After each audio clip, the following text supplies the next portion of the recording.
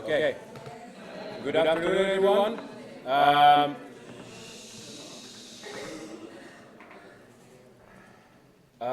are now going to start the second panel discussion of the strategic planning meeting of the Federation of Young European Greens. We had one panel yesterday when we spoke a little bit about the Greens, and today we have invited also panelists from other political families to discuss with us.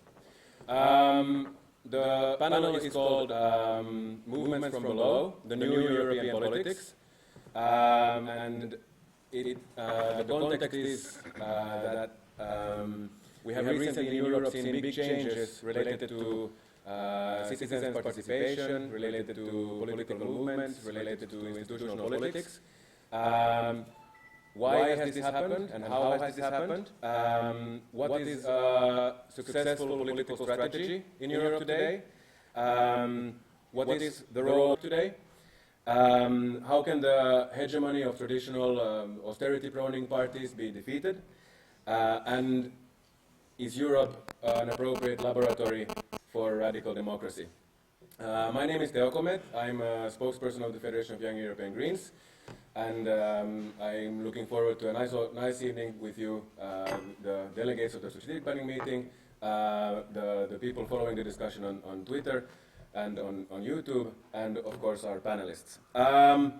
Here at the end of the table we have Mr. Yiannis Bournous, who is a member of the Political Secretariat of SYRIZA in Greece and is head responsible for foreign policy,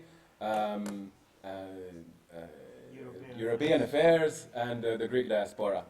On my right is Laura Slimani, president of the Young European Socialists and municipal councillor in her hometown of Rouen in France, doing mostly youth and students affairs. And on my left is Florent Marcellesi, who is a spokesperson of EQUO, Green Party from Spain, in the European Parliament, and soon to be a member of the European Parliament in 1 year. In October already, and a former activist of FYEG, and counts to his merits to get in both the French and the Spanish Young Greens into the Federation back in the day. So we will start with Florent. Thank you very much. Start with me. So, I guess that's quite interesting to speak about Spain in this panel, because a lot of things are happening in Spain right now if we speak about new political movements and new aspiration that we can have. So let me just tell a rapid story of what we did in Spain, what happened in Spain. I guess that you all know Los Indignados, the indignants, because everything comes from the indignants in Spain. So you have to just remember that the 15th of May of 2011, we had a lot of people, most of all young people, going to the places of Spain and say, this democracy doesn't represent us. We want another democracy. And that's the starting point of everything in Spain. And you have to imagine that this feeling was shared by 80% of the Spanish people in Spain. But you have to know too that this feeling, that was a cultural feeling. That was the cultural hegemony. But we didn't have, after that, political hegemony. So we had to wait until 2014, the apparition of Podemos, saying that, that's cool, we won the cultural hegemony, but we have to make a step forward. And this step forward is to win the political hegemony. And they created a party to say, we want to do the same thing as Indignados, but we want to do that in the institution. And to do that, that was quite clear. They said, we want to follow a populist strategy. So don't be afraid about that. If you ask someone, Podemos, but you are populist, they will answer, so what? Yes, we are populist, because we come from, for example, Ernest Lacau philosophy, that was a populist. And they say, to be populist and to win a majority, we have to do this thing. We have to do like Obama said, the yes we can. That's why the name is Podemos. Yes we can. That's the Spanish yes we can. You have to tell a story to the people. You have to be brief when you tell a story, and you have to talk to the emotion of the people. And that's what they did. And they did it quite well, because they succeeded in 3 months, not 1 year, 2 years, in 3 months, to have this cultural hegemony back to the political panorama in Spain. And they won 5 seats in the European Parliament, from nothing to 5 seats. And right now, they have 70 seats in the Spanish Congress. So that's the first story, the story of Podemos, a new political movement based on illusion, based on be brief, on storytelling and emotions. But at the same time, you have to know too, to be populist, you have to do something more. You have to have a charismatic leader. And you have to construct and build a hierarchical movement. So, as you can see and imagine in the newspaper, Podemos saying that they are based in a horizontal democracy. That's what they say. That's the speech. But at the same time, they do exactly the contrary. They build something like that, vertical, where the power is not on the people, what they call the círculos, the local assemblies. The power is in one man, Pablo Iglesias. So that's the contradiction of Podemos, to be based on the indigents, los indignados, based on democracy, radical democracy, but making something more different called a war electoral machine. They want to be efficient and they want to win the power in a few times. That's the first experience that we have. But then we have a second experience in the political panorama. And that's called the convergence candidacies, or the citizen candidacies, as you want, or the citizen convergence candidacies. They were born in Barcelona en Comú, and then in Madrid, and then in La Coruña. And we succeeded to win a lot of cities, but on different ways. Not on a vertical based, but based on diversity, plurality. So that's quite interesting to see that we have different ways to win something. You can win being efficient and populist, or you can win using some other values. In that case, cooperation, empathy, and diversity. But at the same time, that's not so easy like that, because the citizen candidacies wouldn't have existed like that without Podemos, and without cooperating with Podemos. So in this new political panorama, you have this kind of mix of different practices between the citizen candidacies and the populist strategy. And that the both, we have to say that, both succeeded to have something well. And that is not the same thing, because one succeeded very well on national level, that's Podemos. And the other one succeeded to do that, but on a local level. And that's true that the strategies are not the same. And that's the difficulty that we have as Greens, because we are very good on local level. But on national level, for example, in other countries, that's quite complicated to have a strong voice. So you can imagine that we have a lot of things to give to Europe. And that's the case, because if you look the impact in Europe of the new candidacies that we have in Spain, the impact is quite strong. For example, Podemos. Podemos had a lot of impact in Europe. Starting for France, for example. If you look at Mélenchon, the leader of the left party, what do you call that? Parti de gauche, he didn't say, I am from the left right now. He said, I'm from the people, against the caste. That's exactly the vocabulary used by Podemos. Because Podemos, based on the indigents, they say, we are the people, they are the elite. We are the democracy, they are the dictator. We are the new, they are the old. That's the axis that use Podemos.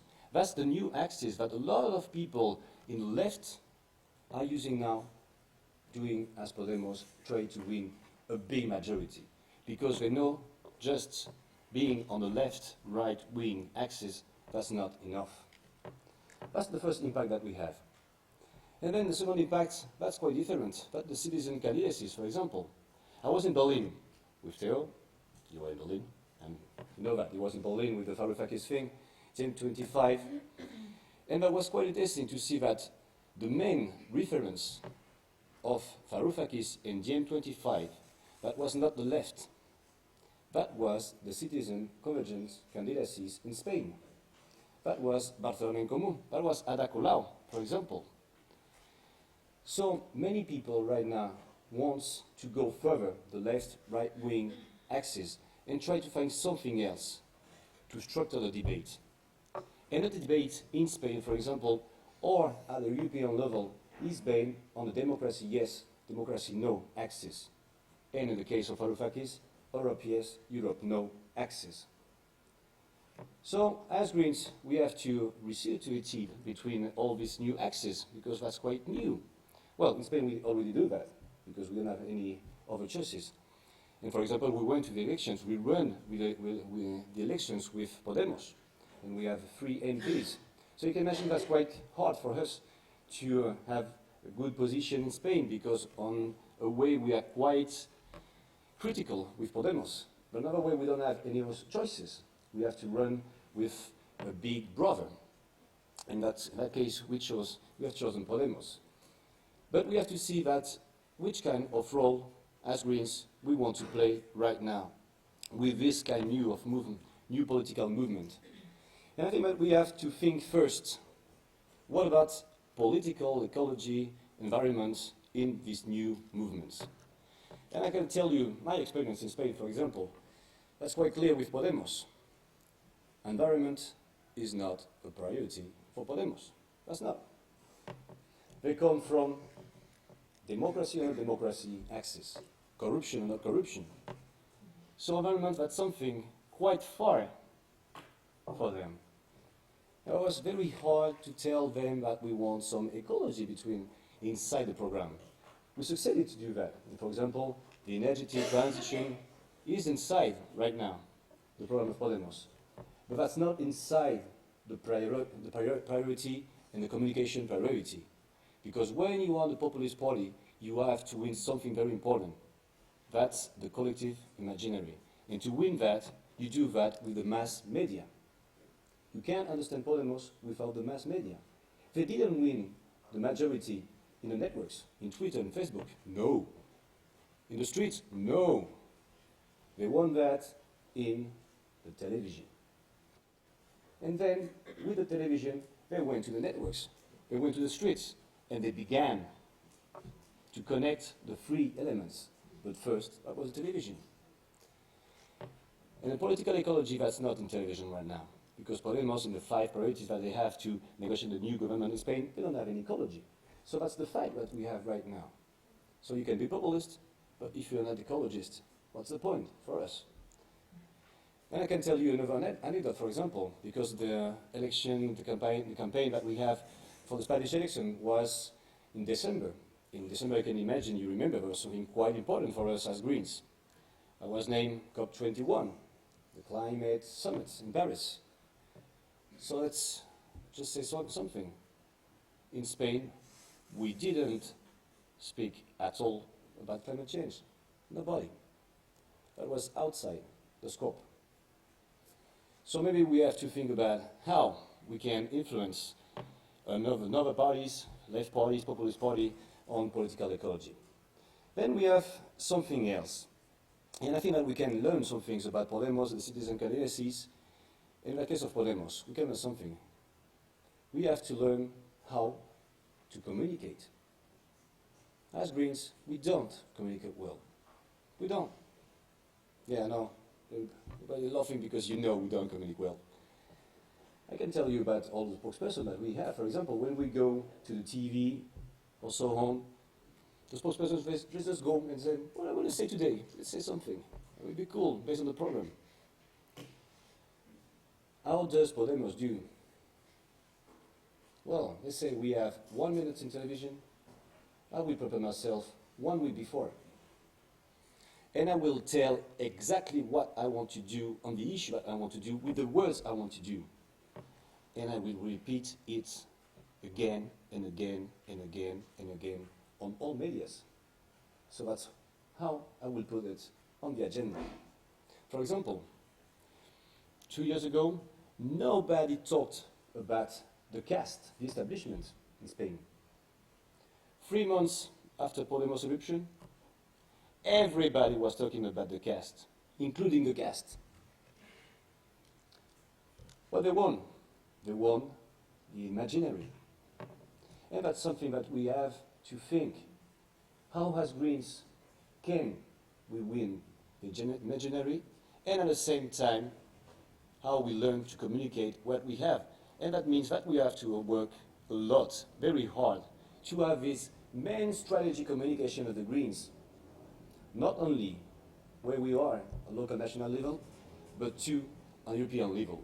And that's the last point, because as Greens, we have to be very strong on the democratic, radical democracy, European radical democracy debate. Because right now, we are out of the radar. We are not in. Who's doing the debate in Europe about Europe?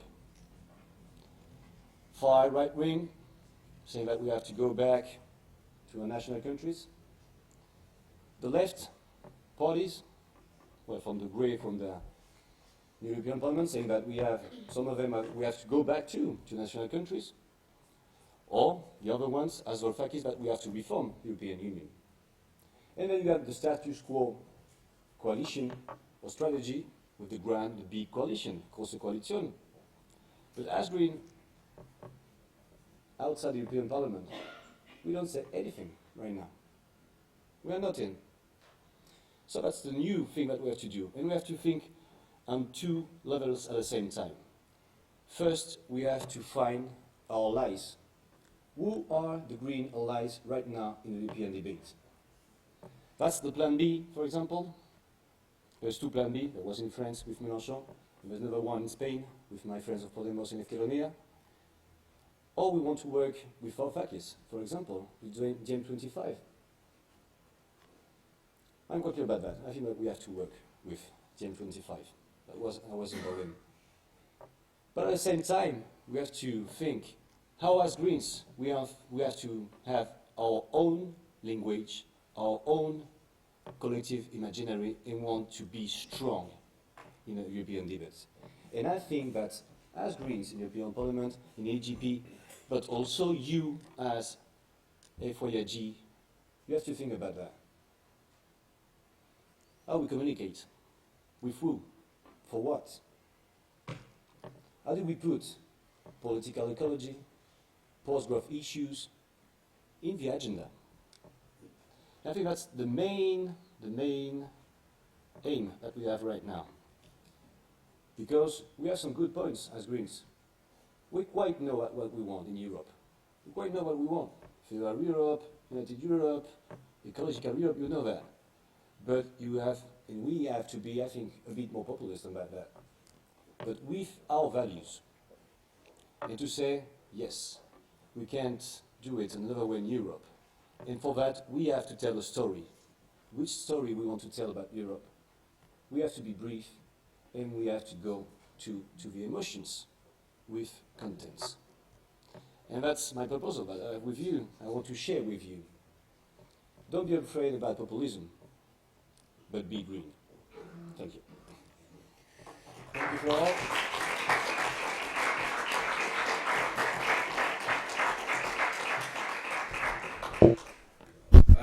I'll now pass the floor to Mr. Yiannis Bournous. So, first of all, thanks for the invitation. This collective debate is coming in a very intense political period for Europe, and I'm happy to contribute to these discussions you have been having these days. Since 2012, we in SYRIZA have become used to being the focus of inquiry for our consecutive electoral successes of the last years, as if we have discovered some secret to get the people's vote and reach power. Although there are certain domestic peculiarities unique in the Greek case, what matters most is placing the SYRIZA phenomenon into a wider context and draw conclusions from past successes and failures and even more so, our successes and our failures. Let's have a look at the situation we're in. The implementations of the policies of austerity looked indisputable even 1.5 years ago, and all mainstream parties of the center-right and the center-left seemed to consent. Sometimes we heard politicians from mainstream parties even congratulate themselves for their unwavering dedication to tough measures and strong willingness to do what is right and ignore everyone else. Because, my friends, we should remind ourselves what happened in the Eurozone these recent years was, from a policy and politics perspective, an exception. A rather irrational, doctrinaire insistence on a policy that has been proven wrong again and again. No other country in the developed capitalist world, be it the United Kingdom, USA, Japan, Canada, Australia, Sweden, implemented such harsh austerity policies in the midst of a depression, and nowhere else during these years that followed the subprime crisis in the States of 2008 did the depression, unemployment and misery on the Eurozone reach such levels nor lasted that long. Neoliberalism and conservatism have shown their ugliest face to us in the core of Europe, and especially to peoples of the so-called peripheral countries of the Eurozone, like my country Greece, Spain, Cyprus, Portugal, Ireland, and the story goes on. On the other hand, these same countries and peoples that seem desperately trapped to self-defeating policies and an insurmountable balance of forces against them produce the most fascinating examples of popular resistance and initiative that we have witnessed in this continent for decades. Party systems have been overthrown or seriously transformed. New powerful political players are already in power or within reach of it. New solidarity and contentious movements have taken the stage by force.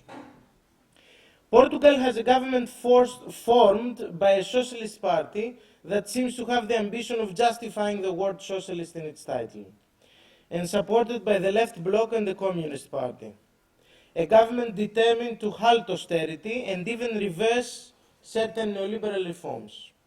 Spain has seen a party formed just 1.5 years ago contest power and various solidarity movements from below, sending representatives to national and regional parliaments and even controlling, as it was mentioned before, the two largest local governments in Spain. Sinn Féin is on its road for an impressive result next Friday that will allow it to lead an anti-austerity government in Ireland, while Jeremy Corbyn is trying to thoroughly reshape the party of the third way, the party bullied and domesticated by Thatcherism once upon a time, and bring it closer to its socialist roots. At the same time, in Italy, Matteo Renzi makes quite a different noise these days, directly questioning the Eurozone policy orthodoxy, though we are not being oblivious to the reality of his domestic policies. And we are hearing more and more from within socialist parties across Western Europe calls to be more like SYRIZA or follow the example of Portugal. How did we come here? Let me take you to a brief travel back in time, about 20 years ago. It's the 90s, it's the darkest times we have seen for the global left in decades. Neoliberal capitalism reigns triumphant and unleashed, and the left seems condemned to irrelevance. The South American countries suffer the most under policies of ruthless authoritarian neoliberalism, unending austerity, thorough privatizations, and even death squads here and there to crush any resistance. But grassroots anti-neoliberal movements were on the rise all over the continent, building resistances, affecting people's consciousness, raising awareness, organizing networks of solidarity, local struggles, reappropriation of the commons. We all know what all this led to in a few years. In progressive, sometimes radical, anti-neoliberal governments in Brazil, Argentina, Bolivia, Ecuador, Venezuela, Uruguay, etc. In 1997, Noam Chomsky returns from a trip in South America, having met activists from various movements, trade unions and political parties. He gives an interview in the midst of, I repeat, quite a bleak, pessimistic point in time for the left, where he recounts being asked in Brazil how he explained the political behavior of workers supporting parties against their class interests and not the Workers' Party of Lula, before Lula was elected. And he responds saying that sometimes voting for the oppressor can be a rational vote if even greater risks are to be avoided, like a huge capital flight, an economic destruction orchestrated by the wealthy, because the people could not control the wealthy people's influence in their economy, their national economy, and even direct violence against the poor. Leaving aside the death squads in Latin America, although the rise of neo-Nazi violence is alarming, haven't we all faced similar situations in Europe the previous years of today, of desperate people voting for conservatives or the extreme right? Chomsky then goes on saying something remarkable, which he was told by activists of the rural movements of Brazil. Movements where a unique combination of ecological and class struggle takes place. Allow me to quote it in full. The rural activists tell him that they seek to expand the floor of the cage. We know we are in a cage. We know we are trapped. We are going to expand the floor, meaning we will extend to the limits that the cage will allow. And we intend to destroy the cage, but not by attacking the cage when we are vulnerable. So they will murder us. And Chomsky, that known radical intellectual, committed to liberating struggles across the globe all his life, elaborates on this thought, saying that sometimes you have to protect the cage when it's under attack from even worse predators from outside, like private powers. And you have to expand the floor of the cage, recognizing that it's a cage.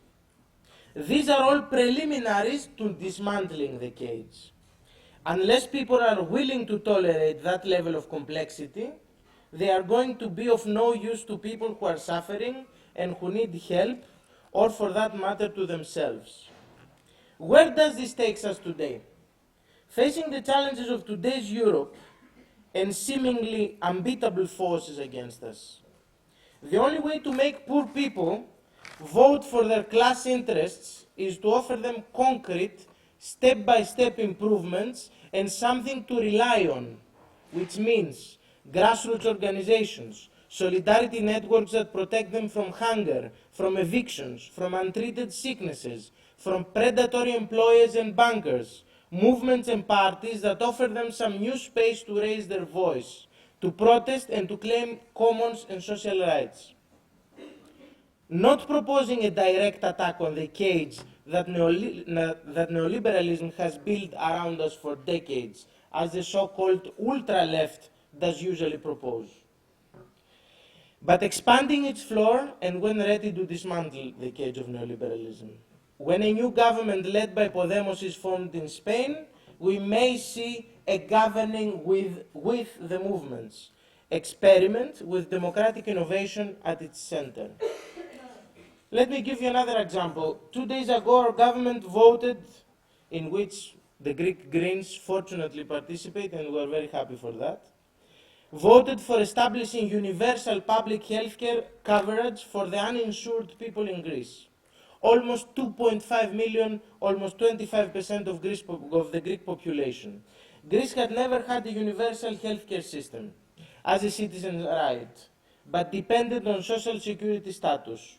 People that were unable to pay social contributions, worked undeclared, or were unemployed were excluded from public health care unless paying for their own expenses. As long as unemployment was relatively low, and almost all families had at least one member with social security, the situation was a bit under control.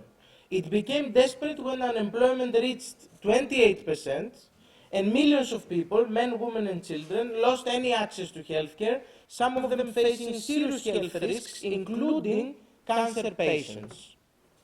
In response to this, a whole social movement, grassroots movement, developed in Greece around solidarity healthcare networks. The most common accusation against anyone questioning austerity is of being populist or demagogic. A most peculiar accusation, since first of all austerity arguments, for example, austerity works in an environment of depression, are totally devoid of any scientific backing.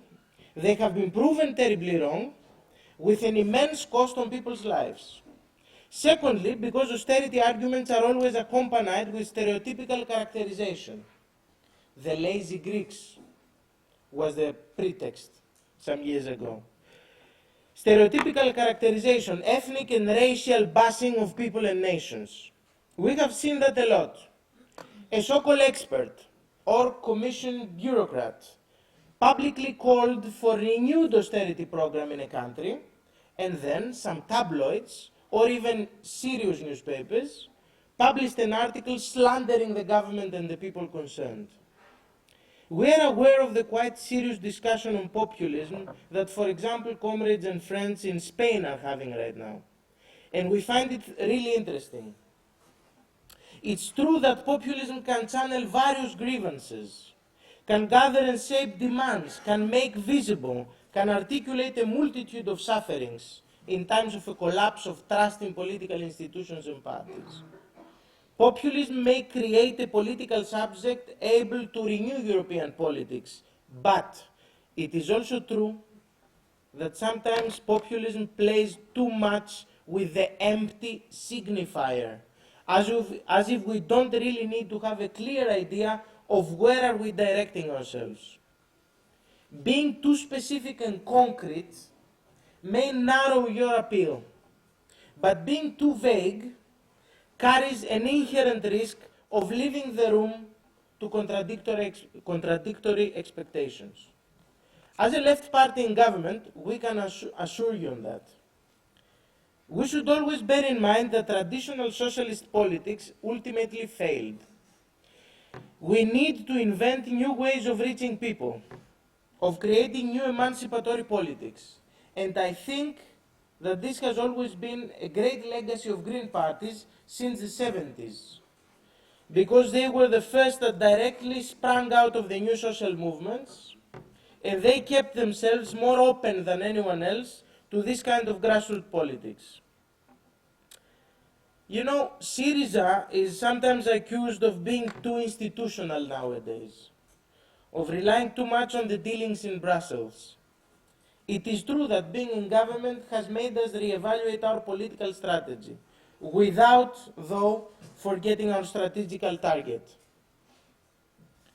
We attach a great importance in creating a European-wide alliance against austerity and for democracy, gathering together trade unions, social movements, green parties, and socialist parties, or parts of them, that defy the neoliberal mainstream.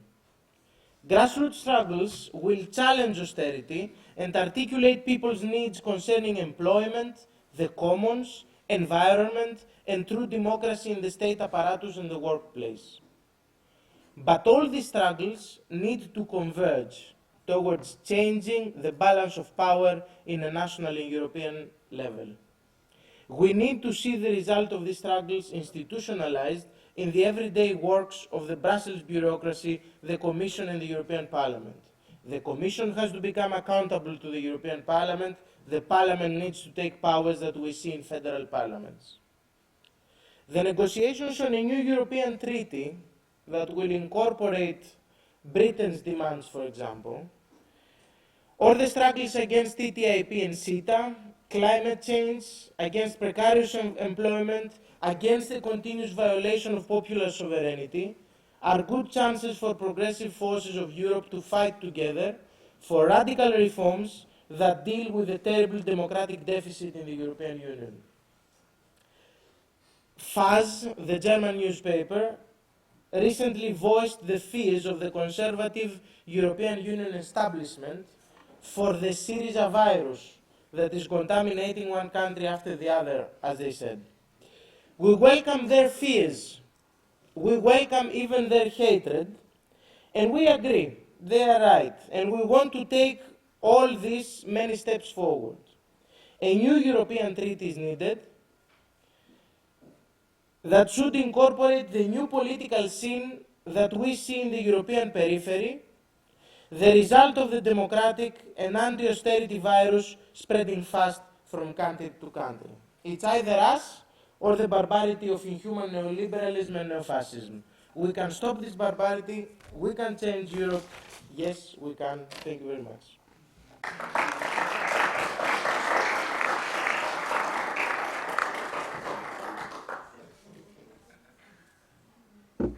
Thank you, Yiannis. Now we'll hear from Laura Slimani from the Young European Socialists. Thank you, and thank you first of all for the invitation. It was unexpected, or it has been a long time since we haven't worked together because our executives change a lot, which is good, but also sometimes has negative sides, which is that we lose contact and we get it back, and so we probably have to find a way to make it more constant, because I really truly think that the destinies of the left and the destinies of young people in Europe and of left-wing young people in Europe are interlinked and have probably never been as much as today. So thank you especially to Laura and Teo for inviting me today. It's a great pleasure to be here and to meet you all. Just for the record, Young European Socialists are the youth organization of the Party of European Socialists. We are luckily an autonomous organization politically, which allows us to have a critical and a strong voice in the European Socialist family, and which, as you know, is needed at the moment and has been needed for some time. As a short confidence, because you were saying how bad the Greens were in communicating, I would say it's not always the case. And as an example, I wasn't involved in the Socialists yet in 2009 during the elections, the European elections in France, and the Greens had French Greens had such a great campaign at the time that they probably reached out to many socialist leaners or leaning voters, like myself, because I voted for the Greens then. Then I turned to the socialists in France, so I could be here and tell you that we can work together and we have to work together. I was saying that the destiny of young people is linked in Europe, is interlinked, it's intertwined, and this was one of the main points of our Congress in April 2015, last year. It was basically the reality of our lives at the moment is completely, or in a very big part, defined at the European level, in the European Council, in the European Parliament. But our activism is so much, and is still very much, happening at the national level. So one of our aims as Young European Socialists is to bring up this activism at the national level, is to make it possible at the European level, sorry. This was one of our priorities, and this is still one of our priorities. And I think this can only be done by working together with left-wing organizations in Europe. Because first of all, strategically and policy-wise, socialists, the left, Greens, fate is completely interlinked. Policy-wise, there is no, at the moment, and in a period of scarcity of resources, there is no socialism without ecology. And this is something that we as Young European Socialists try and fight and put forward in our political family. But there is no ecology without a form of socialism, or without a strong emphasis on the sharing of the resources that are existing. And this is something that is historically, or comes historically from the tradition and the history of socialism. So we need to fight together, because policy-wise, ecology can only be successful also in terms of cultural hegemony if it puts at its heart social justice. And social justice can only be efficient and real if it puts at its heart the energetic transition and sharing resources, because we know we cannot multiply them and we have to share what is existing. And the second reason why we have to work together is that strategically, the tendency in Europe is that it is becoming harder and harder for left-wing parties to have absolute majorities. So we have to work together to beat the Große Koalition strategy. To beat the Große Koalition strategy, there is only one other strategy, which is the left-wing coalition strategy. We have seen that it has been successful, and it's being successful at the moment in Portugal, and we're very happy about it, and we hope it will continue. We have seen, and we're, even if the prospects are maybe not as positive or as sure, as certain, but in Spain, the fact that Pedro Sanchez refused to have so far a coalition with the rights or with Ciudadanos for that matter is still a good sign that there is a willingness from part of the left, part of the socialists, to refuse the grand coalition strategy. And this is a good sign because it hasn't always been the case. And these debates, I can tell you from the inside, have rarely been so strong in the socialist family. These are big debates because on the other side you have people who are completely refusing to cooperate with left-wing parties. I'm not going to lie about it, it's true. But we have these debates, and our aim is also to win the fight inside. Because the challenges that we're facing are numerous, and they have been touched upon, so I'm not going to be too long.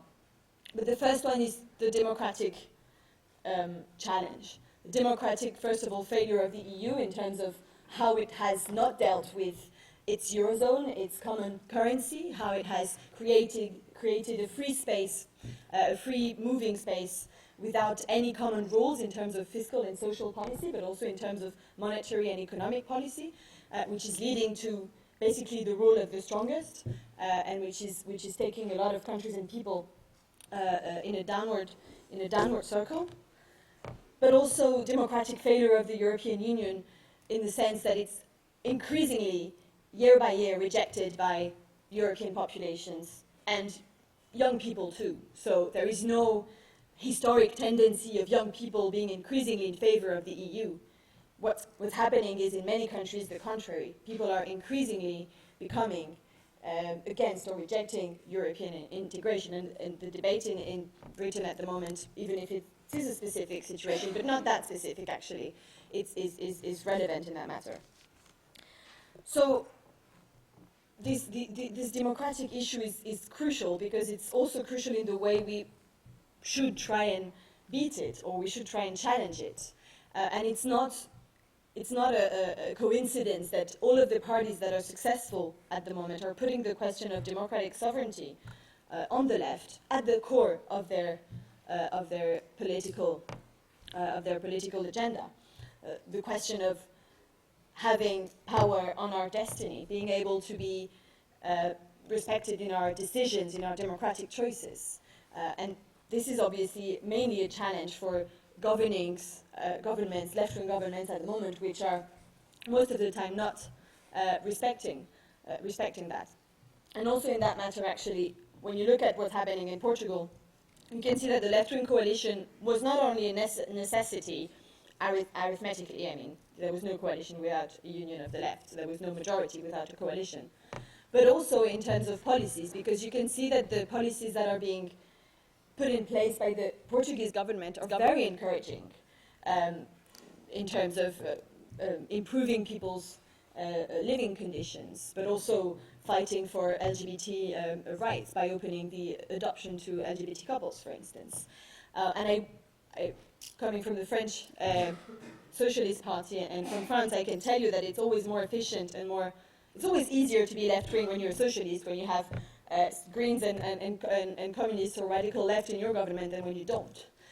Because when you don't have them in the government, well, you have no one to put the pressure on you. So I think that these coalitions also have to be seen as a guarantee that a left-wing government will lead a left-wing policy. So what are the topics that we can work together, since we have to work together? I think there's many, and they have mostly been discussed already. But we haven't talked much about the refugees situation, and I do think that this is the biggest challenge that is faced not only by the left, but by our continent and by the European Union at the moment. And there is room for progressive policies regarding asylum. There is room for these progressive policies, and there is room for defeating the belief that is increasingly prevalent in socialist parties, but also sometimes in left-wing parties as well, that we cannot afford to have refugees in Europe. First of all, because we can afford to have refugees in Europe, and we can afford to welcome them. We just need to, get to work, basically. And the second thing is that there is solidarity in Europe from the people. You have, it is actually interesting to see that refugees in France, for instance, are most welcomed, or are best welcomed in the areas, in some of the poorest areas of France. And obviously, sometimes you have tensions, but in Calais, for instance, you have a huge amount of solidarity that is shown by the population. So there is space for solidarity. And one of the challenges for the left is to reach out to this solidarity that exists and to challenge the right also, and the far right also, on these issues, because this is where they get their support. This is where they still put the emphasis on. TTIP is definitely something that we as Young European Socialists are willing to cooperate and to work together. We're against the treaty as it is, but also as it may be tomorrow, because we believe that it was started, we believe that the way it started was rigged from the beginning, so a change in the way that the court would work would not make us change our position. But this is definitely something we can work together, because it's also working for the future of Europe, not just trade, but our social, living social conditions, but also huge environmental questions like shale gas or GMOs, for instance, that are important for us. And last but not least, the question of social and fiscal Europe and how we can challenge austerity policies at the moment through a new transformation of the European Union in the good way and not in the bad way, because the only evolutions that we're seeing at the moment are going backward, as you see, and the deal that Cameron just struck with the European Union, or the European Council at least, is worrying in many aspects, because it may be the useful tool for those wanting the dismantling of the European Union and to stop integration to actually make it happen. So finally, how can we do that, and how can we achieve things? First of all, even if we have to, even if the democratic issue is huge, I think that when you look at the history, the only people that have managed to bring radical change at the European level, and a lot of people know that, are heads of states, and are right-wing heads of states. And one of the big challenges for the left is to have someone who is able to be a left-wing Thatcher, someone who is able to be, and to say, and who also has sufficient power and sufficient way in the European Union to say, I am not leaving this table until we have a common corporate tax on benefits.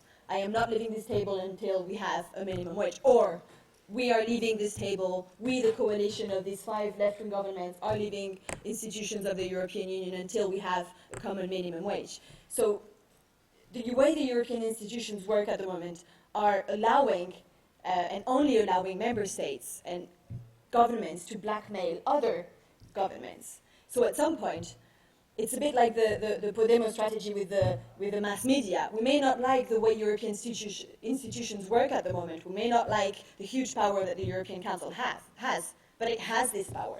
So we have to take it into account and make out the best strategy out of it. And the best strategy out of it, at some point, is some blackmailing strategy that is not going to be the one of the right for once, but that is going to be the one of the left. The second thing I already mentioned is left-wing coalitions, and I already said why I think this is necessary and we have to work towards it. And elections are coming up in 2019, and I think it would be interesting, at least we in the socialist family will be pushing our parties towards adopting or committing as much as possible to consider a left-wing coalition and a left-wing general strategy. I'm not sure they will adopt it, but I can assure you that we will work on it. And also, I think it's interesting it would be interesting if we, as the young left, could work on specific topics together to put forward to our political families. And the last thing is that we can, and we should probably, campaign together on some issues, and we would very much like to make some suggestions a bit later on when they will be a bit clearer for us on the situation of the refugees, so that we can also speak of a common voice on some topics, because it would make the pleas stronger. And as a conclusion, history has shown that no left has ever won by killing the other one. And this is true for socialists, this is true for the radical left, and this is also true for the green and green alternatives, or for citizens. So the question is, how can each family, as long as it commits to left-wing values, and this is an important part, of course, as long as it remains left-wing, can it reach each other? How can political families enrich each other's? By governing together, by working together, by trying to challenge each other. And in France, we have an interesting initiative at the moment, which is to create and to have some left-wing primaries, some real left-wing primaries, so that we have one common candidate for the presidential election. This comes down to the French electoral system, and it's a specific issue, but it is also for each country. There can, you were referring to Jean-Luc Mélenchon earlier. And I think Jean-Luc Mélenchon's main mistake is to think that you can just take the Podemos example and just put it on France and hope it will stick and it will, work the same. But it doesn't, because there is no you cannot create political, cultural hegemony without taking into account a country's history, a country's culture, the way people think and relate politically and socially. And so this is the main challenge for us. How can we, in every of our country, create this cultural hegemony, not copying each other, but really trying to look at the country the way it is and create something out of it, and find something out of it. So yeah, this is basically what I wanted to say. Thank you for your attention, and I hope we can have a discussion later.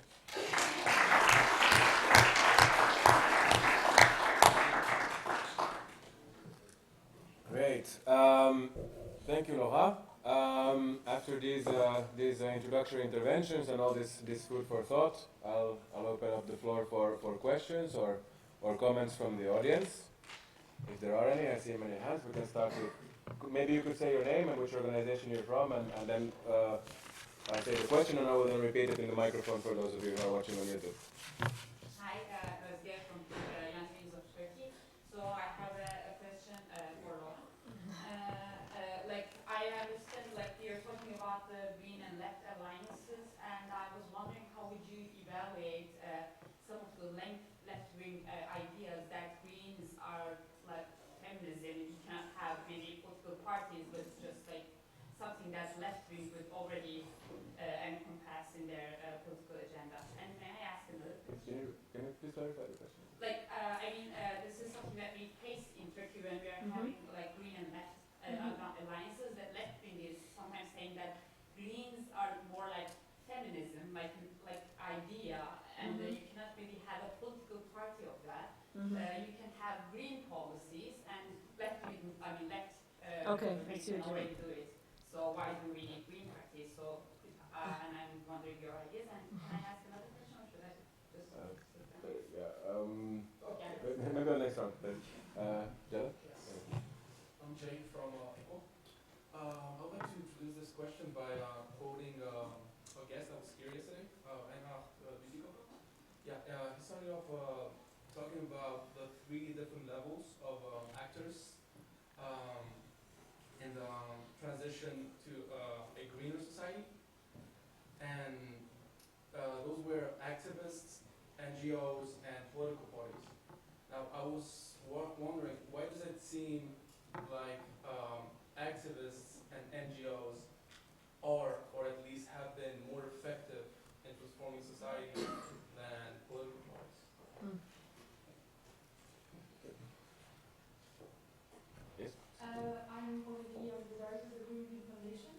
I actually want to address Laura, because I really appreciate what you said, and it's nice to hear this kind of discourse from the red side. But I actually want to ask you if you have more insights or you can dream, like this strategy of, let's say, we need to have at the table of the council strong left kind of states. Well, we have had some theoretical left kind of state, right? Yeah. Nonetheless from France at the table, and it's not really working. I mean, I know you know that, but so I want to know from your side is if from the inside of the socialists you could see some possibilities in some countries where a proper left government with sort of strong people could emerge and somehow play a role at the EU level. And maybe if Yiannis and Florent can also react on this sort of red, elaborate a bit more on this sort of red-green coalition, which I think the idea is probably like the way forward in terms of power and reaching something. Okay. Thank you. Okay, so we had 3 questions. Özge from Young Greens of Turkey asked, addressed to Laura, saying that in her own context, Greens are perceived, or green ideas are perceived a bit like feminism, that they are encompassing very different, no? Like And- it's just something is and- that you cannot have a political party. That something, yeah, so like an idea that you cannot really form a political party around. Out of the Greens. And why do we need green parties? Yes, okay, thank you. Then there was a question from Jalal from FYEG, referring to an intervention yesterday made by Reinhard Bütikofer, where Bütikofer said that there are 3 different actors that are necessary for a transition to a green society, which are activists, NGOs, and political parties, and why is it that political parties seem to have failed on this. And then Aurélie from the Green European Foundation asked, or pointed out that we have had left, or seemingly left, heads of state in the council, and how could we come to a situation where we would have such heads of state that are representing leftist ideas better than they have in the past, and maybe also reflect on red-green coalitions. And this was addressed to Laura and also to the other panelists. So maybe we start with Laura. Before that, I just want to remind you, especially you who are watching on YouTube, that you can post your own questions on Twitter using the hashtag #GreenStrategy, and then we'll pick up something from that. Okay. Yeah, okay, thank you for your questions. First of all, Özge? Yeah. Well, I mean, I think I've already kind of touched upon your issue. Right? Obviously, there is always an excuse for not listening to the Greens, the left, the feminists, I mean, you know. But ultimately, I think there is no argument to say that the Greens shouldn't be a party, and probably, I mean, I don't think it's my place to justify why Greens should have a party, because I'm not in the Green Party, and even though I voted for them once, I actually turned to the Socialists, maybe because at the time, and I still think that it was important to be in the main left-wing party to be able to transform society, and also I thought maybe at the time that there was lacking, that the Greens or ecology was lacking a part of people's lives, or was not whole enough to respond to the main challenges. But I do think that there is a lot of room for a green answer to most of our challenges, and this is exactly what I was saying at the beginning, which is that there is no solving of the climate, the democratic and the social crisis, especially the inequalities that we're facing, without an ecological answer, without an answer that takes into account the scarcity of resources, the pollution that we're living in, and the fact that we will have to share the resources that are existing. So I think that maybe it's probably a question of how then you reach out to people with it, which is exactly what my predecessor was saying earlier. How do you communicate about the fact that ecology is an answer to our challenges today and to very daily and practical questions? On the second question, I'm sorry, I didn't get your name. Jay. It's obviously a huge question, and probably one of the ones that would explain why a lot of young people are turning more and more, or less and less, to political parties and more to NGOs. And I think this is a result of the democratic unraveling that there has been at the European level, and the fact that we have transferred a lot of, national countries have transferred a lot of sovereign competences to the European Union without any democratic counterpart, which means that most of our states do not fully have the hand on their economic, fiscal, social, monetary policy. And this is not bad in itself. It would be, but it is because there is no democratic way for people to actually have an impact on the policies that are led at the European level, because the institutions do not deal with it democratically. And so I think this democratic gap is one of the main problems that is preventing many of our parties, when they are in power, to actually lead left-wing policies.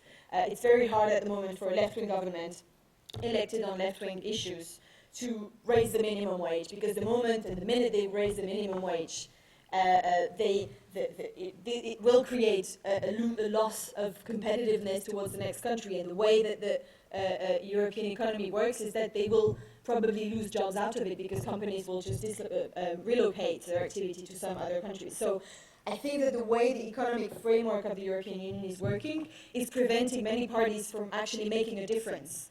And so this is creating the feeling, which is completely justified among the population, that there is no way you can transform society or change society by voting for a political party. But there is, if I sign this petition against this big company which is polluting the waters of I don't know which sea, or, it will make a difference if I go and help refugees by organizing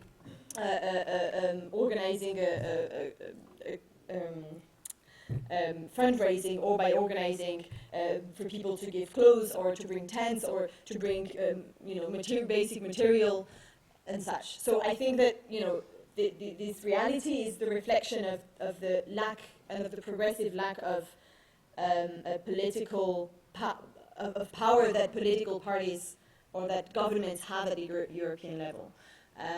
But it's obviously a big question, and the question is now, how do we make out of all these citizens' initiatives and out of all these NGOs that are doing a great work on the field, how do we make out of that, how do we build a political answer in the constrained European framework that we have? And this will require to actually probably transform the framework, because without transforming the framework, I'm afraid we won't find a solution. And so this brings me to the last question, which was from Aurélie, which was how can we go a bit deeper in this strategy of parties? I mean, obviously it was a huge disappointment that the Hollande government, Hollande himself, didn't say strongly enough, or didn't stand strongly enough on his positions, and really rapidly gave way to Merkel's demands regarding austerity policies. And this has many factors. I mean, one of them being the strength of the Franco-German relationship in France, which is something that, as president, he probably felt more obliged to than the people's vote, which is a problem in itself, but the reality is this one. And I mean, there was also this feeling of being isolated, I think, and of not wanting to go forward. But I mean, nevertheless, this was probably for the French. If you ask French socialists that are disappointed in the government today, I think that the moment that he decided to go ahead with ratifying the budget fiscal compact in 2012 was the moment where the descent to hell started, and this is the moment that we're all like, okay, this is not a good sign. and I think we were right to think it wasn't a good sign, but at the time it was, just the beginning of the mandate, so it was hard for people to voice very strongly their opposition. So this didn't happen. It was very hard for Tsipras to do so, but he tried very, very hard and was unfortunately, I think, not supported enough by left-wing governments, including Hollande, in the Council of Ministers and in the European Council. And also the economic position of the country made it harder to negotiate and to have a strong stance, because ultimately the situation of Greece was dependent on whether there was going to be a deal with the Troika or with European institutions or not. So it made it very difficult to negotiate. So I think at the moment the only option that we have left, and the option that we have and we should try and work on, is a coalition of the left wing or of the left willing, so to say, because we have the French government, there is the Italian government, which is some days very left wing, some days not very left wing, but I mean I think we can probably work with that, and the French government, which is probably the same or worse situation anyway.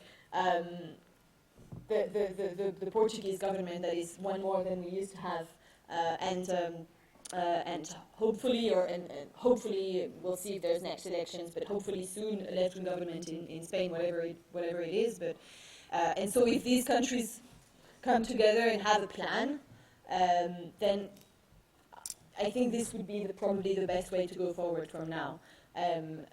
Asking, and I mean sorry, I'm being very long, I'm sorry, but I think one of the main topics that we have to put forward, and we may not all agree on this, is how can we allow some states to go forward with some social and fiscal integration, even if some countries in the European Union are not willing to.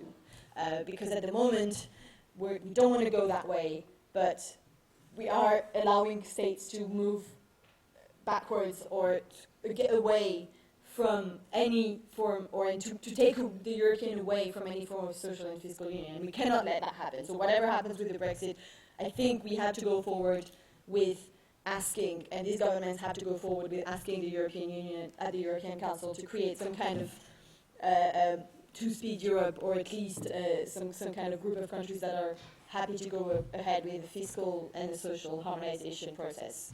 That is not what is existing today, but a real one. Thank you. Yiannis, would you like to go next? Well, some very challenging questions to continue to deepen this debate. There was a question about the possibility of a red-green coalition, you may call it as you like, as a way forward. What is the experience of creating SYRIZA? Because before the unification of SYRIZA into a unified multi-tendency party, it was a coalition of 18 different components. Plus, it is now in a tripartisan government together with the Greek Greens and the independent Greeks. So there's a multitude of experience that comes from this coming together process. The secret for such a successful project in general is when we speak and we try to find convergences, not to insist on what we have done well until today. The first ingredient for success is to confess our historical deficiencies that lead us to the necessity to go together. Let me give you some examples, because I heard, for example, the friend from the Turkish Greens talking about the relation of the left with feminism in a way. The left, for example, the tradition of the radical or the post-communist left that I come from. For years and years, the traditional left insisted, for example, on productivism. Cheap electricity at all costs, which means nuclear plants for energy production, which means expansion of the coal factories, of the old technology factories, and people dying of cancer. Or for years, for decades, the traditional left was always devaluating the agenda of the so-called secondary contradictions. Feminism, LGBT rights, the environment in total. Or, again, about the traditional left. We described the strategic vision, the big strategic vision, socialism. But we failed to sketch a concrete program on how to start moving towards this direction. Not even achieving it, but start moving, start changing the balance of power. A lack of description on how concretely we can start step by step changing the relation of forces in each country and Europe.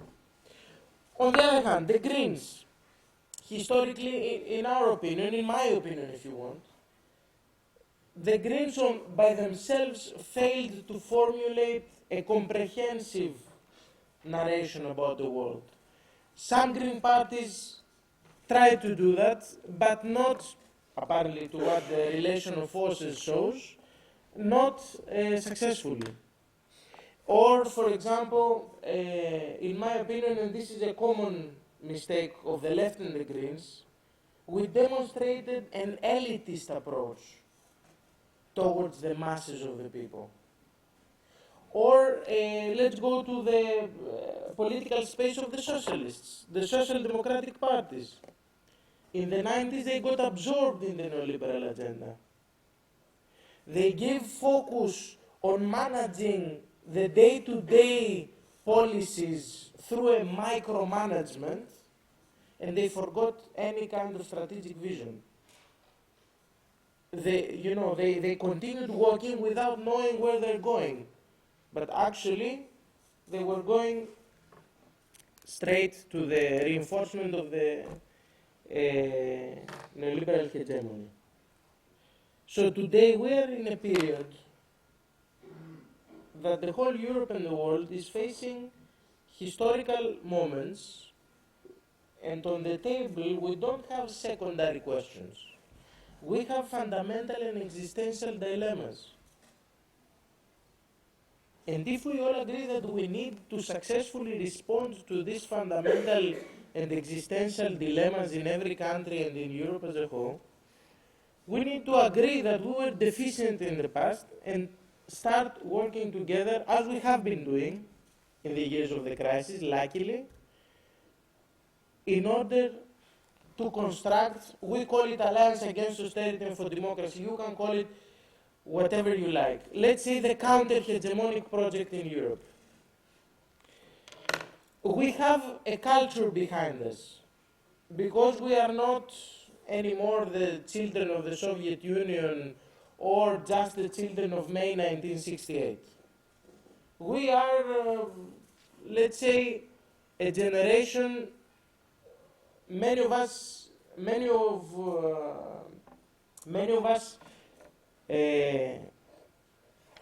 became involved in social movements and politics, actually central level politics, for example, through the alter global movement, through the movement against neoliberal globalization, through the European Social Forum process.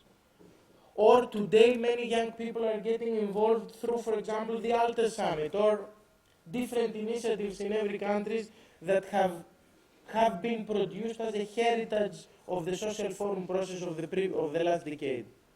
We have a culture of unity through diversity in our DNA. We need to wake up this culture again. Because I finished my first intervention with the dilemma that it's us or the Dark Ages and barbarity, because that's the truth.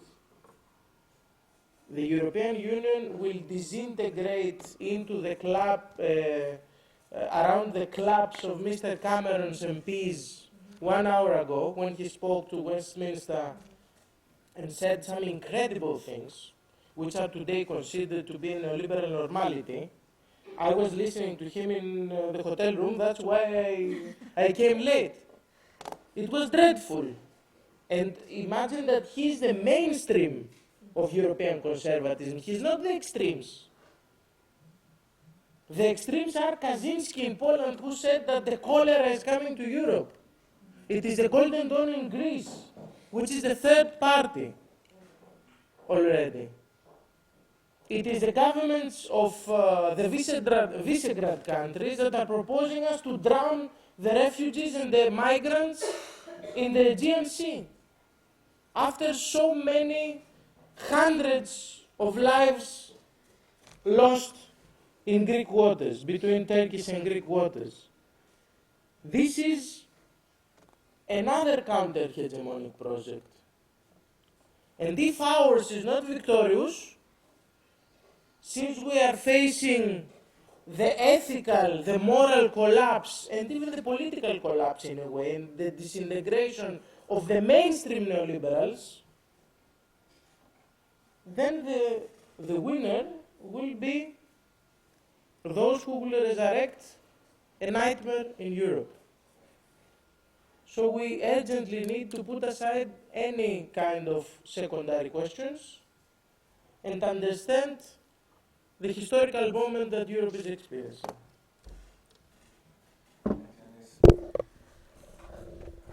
Florent. Well.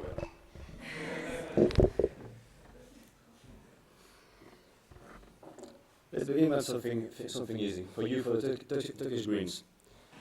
To your question, if political ecology of the Greens have to be autonomous or not from another party, that's your question, because that's the same that we had in Spain a long time ago. I think that you can have a dual answer, a practical one and theoretical one. On the practical way, my point of view, that's quite clear, because if you don't have any Greens right now, you won't have some ecology in the political panorama. That's all.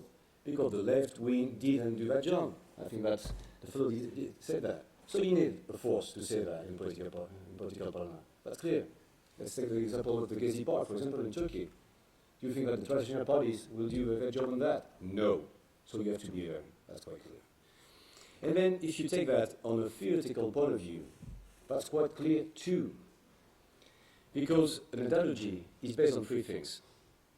It's based on a common analysis on the background.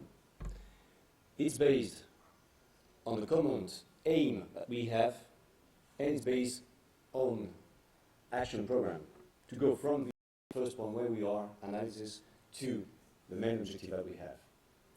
And the Greens, we have the three things, and that's quite different on the rest of the forces.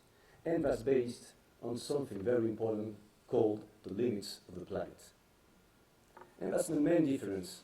That changed everything. As said by Klein, for example, climate change, that changed everything. If you're interested in that, I've got a book on that. That's a little book. I got it in Spanish. If you want to translate it to Turkish, it could be okay. But that's explain these kind of things. And I think that you need these kind of things to explain to the people why we are Greens. And then on NGOs, more effective or not? Well, it depends. It depends what you're looking for. For example, in Spain, NGOs were quite effective for a lot of things, but at the stage they said, oh fuck, we have to do something else, because we can't go further than we are. So, a lot of people of the NGOs, Spanish NGOs, right now they are, for example, local councillors in Madrid and Barcelona, because they thought that they just had the limits of the NGOs. But at the same time, from a political point of view, from the institutions, you can't do everything. You need the NGOs to do their job. So the conclusion is quite clear, too. We need to have a foot in the street, another one in the institution. But at the same time, I think we have to rethink the link between the NGOs, social movements as you want, and the institutions. Because there is something very, very, very new. We are not in 1970. Why in 2016? And the problem that we have is that we don't have so much time to change the world before we collapse. That's not the first contradictions of the 19th century or the 20th century. Right now, we're facing a social, ecological collapse, a real one. And we have to change it in a few years. So we don't have time to think I was thinking before. So I think that we have a new coalition between that to say we have an emergency, climate change, peak oil, biodiversity. We are just cutting the place where we are sitting. So we have to change it very fast. And we need to do that with new coalitions. And that's the last point that you had already about the coalitions, red-green coalitions. Well, let's see from my point of view, how to say that. First, I think that we have to speak less about identity and more about the real things. Because if we speak about left, well, about Greens, who is left, who is Green right now? That's quite complicated to say who's Social Democrat, who's left, when you look to the real practices in the government. Let's begin, for example, by the European Parliament. I would like to hear that you're against TTIP from the Young Socialists. But the problem that we have in the European Parliament, who is in favor? That's the Socialists. Not all, the majority. The majority. And that's the truth.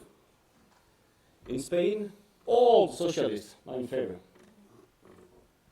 In Spain, for example, you're saying that the socialists are negotiating with the left. That's not true. The first negotiation is with Ciudadanos. That's a right-wing populist movement, and that's the right-wing Podemos, to say it in a way.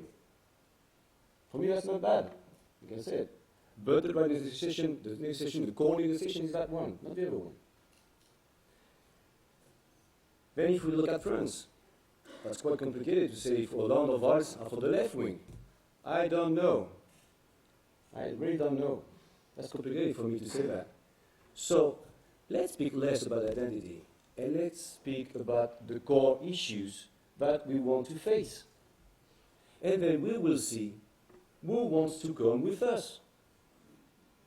That's what I learned from the citizen convergence candidates in Spain.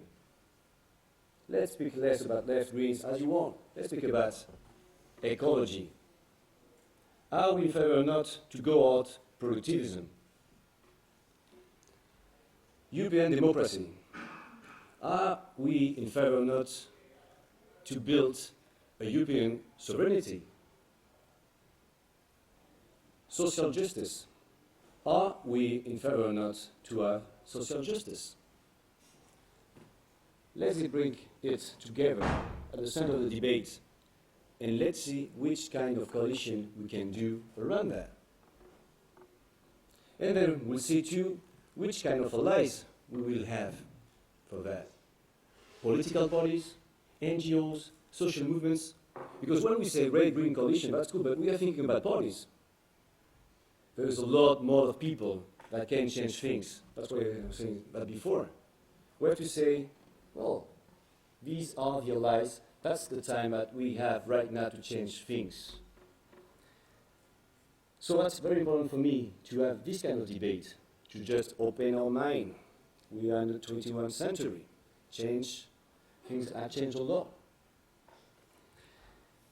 So I don't know if I'm polemical about that, but I think that we can have some practical debate about which kind of coalition we have. So my place is to have a citizen coalition debate, to have a very fast ecological and social transition before we collapse. Thank you, Florent. At this point, do we have some questions from the non-present audience, the non-physically present audience? Yes. So questions come in over the internet, Twitter and YouTube chat. There's been questions also about the European project. How Andrea Granger was asking how you see the common European project, how it can be expanded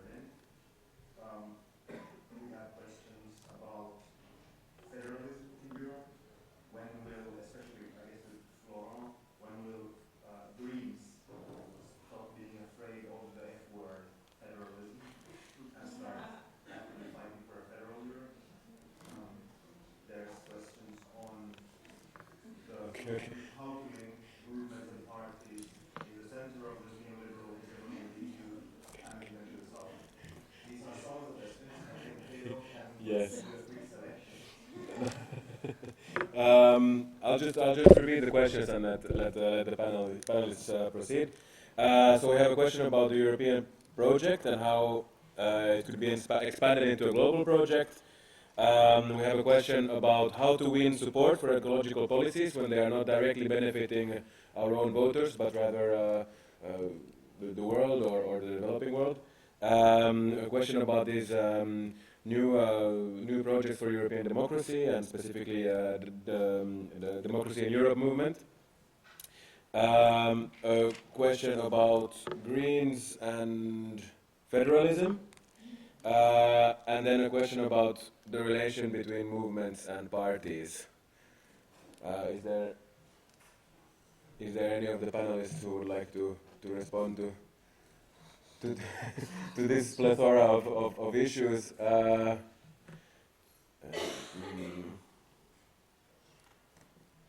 Yiannis. As you understand, I will not try to answer everything because it is impossible. Well, to tell you the truth, we still don't have a clue about a global project. In a sense that we haven't even managed yet to win the hegemony or the relation of forces on a European scale. We are just starting to win it in a number of nation states. Late President Chavez proposed at some point to create a fifth international, but okay. Many of even the traditional left actors were skeptical towards this such a process, because I agree with what was mentioned before. We are not building new projects with old tools. I mean, the social forum process emerged in Seattle and after Seattle around the world, and especially in Latin America and Europe. And then the Occupy movement, the Indignados movement, the movement of the squares in Greece emerged in a number of countries in order to overcome problematic aspects and deficiencies of the movements or the organization style of the past. But of course we need to start imagining a global project, especially today. We need to make it very concrete for Europe, but we also have to imagine a global perspective. Who is focusing on Africa? There are some crazy analysts that say that by 2050, many nation states of Africa will be key players. The Chinese, the Turkish, the Americans, they have been fighting each other in investments, in key investments in African countries. What are the progressive movements and political actors do about that, if we're talking about a global perspective? Almost nothing.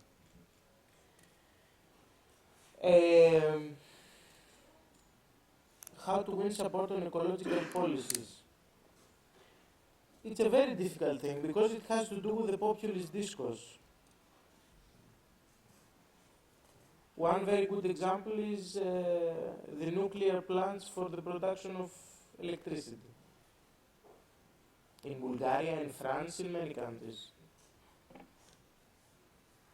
We need to find the tools in order to respond to ordinary people and not to ourselves. That it's going to have some consequences, but it will relieve you, the closure of this plant will relieve you from a danger of extinction in case of an accident. And that this whole thing of the transition is not only to get European subsidies for installing a solar panel at home, as it was happening in Greece a few years ago, that this transition is operated in order to rescue the planet and rescue ourselves through that. It is a very difficult thing because you need to find the ways to explain to ordinary people, to the poor people especially, not the well-educated middle class, blah, blah, blah, that we're always targeting, as Greens, leftists and socialists, but to explain to the very basis of the society. In Greece we try to do this concretely. For example, one of the big social movements, localized social movements, that our activists took very energetic part in was less than a decade ago to deprivatize some beaches and remake them municipal. This reflected to the pensioners, to the poor people that didn't have money to pay for a ticket to go to the beach, to have access to the sea in Greece in the summer. Imagine the nightmare, not being able to swim under 40 degrees in the Greek sun. And we remunicipalized the beach through a movement of the citizens. This had a direct reflection to the poor people, because they regained free access to a public beach. And then a few years later, a remarkable movement against gold mine extraction in Chalkidiki, that most of you know very well.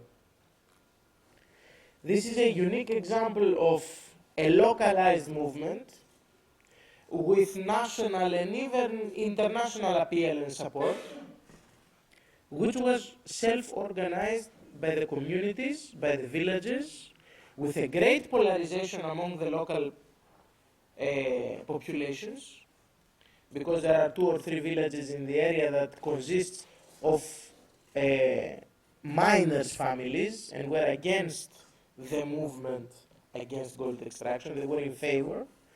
But nevertheless, it was a victorious movement because, and here I come to the question, the relation and the link between movements and parties. I mentioned it before.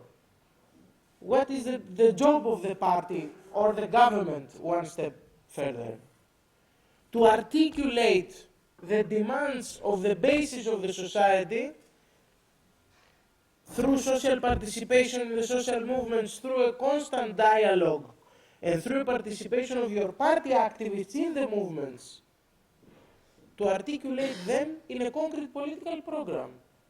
SYRIZA and Greens and independent Greeks government in Greece 1 year ago. What do we say about Chalkidiki? The Conservatives and the Social Democrats were in favor of the investment, which was destroying the whole region. The movements of the people who live in that region say no, and they have been arrested for saying no. And we have been in that movement. Then we need to stop the investment.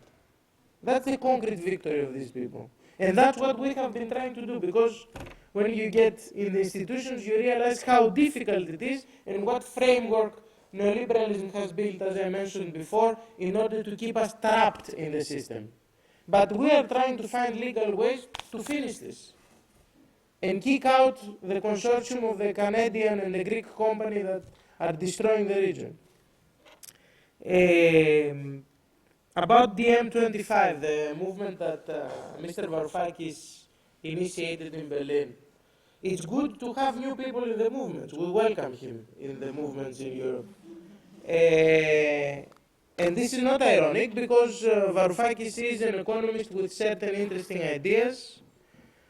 He played his role, I have to say, in the unsuccessful outcome of the Greek negotiation with the institutions, but nevertheless he's an economist who has created new spaces of thought. He has expanded the thought of the left with important ideas. If you see what DiEM25 says, excuse me, but I cannot distinguish the difference from my European party, the party of the European left. He says that we need to have a refoundation of Europe, a democratic refoundation of Europe.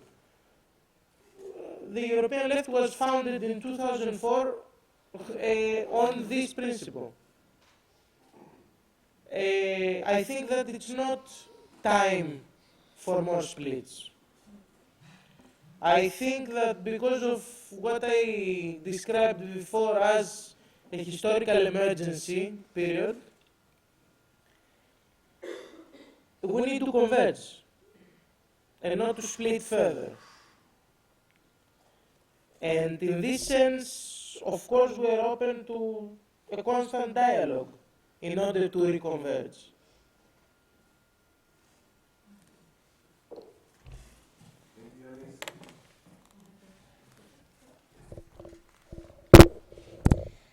Yeah, thanks for the many questions again. First of all, on the question on how do you gain support of people for ecological policies that will not benefit them directly or concretely now.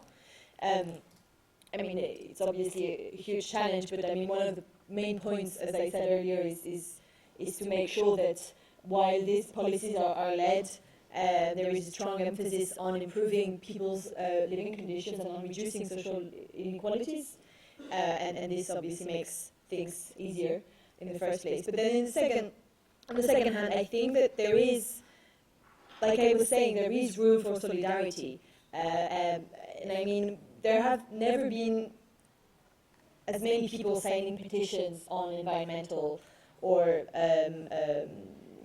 development issues. And of course, you will tell me, okay, signing a petition is nothing, but it's more than doing nothing. So, you know, a lot of people went from doing nothing to signing petitions online. Well, that's a start. Let's start from there.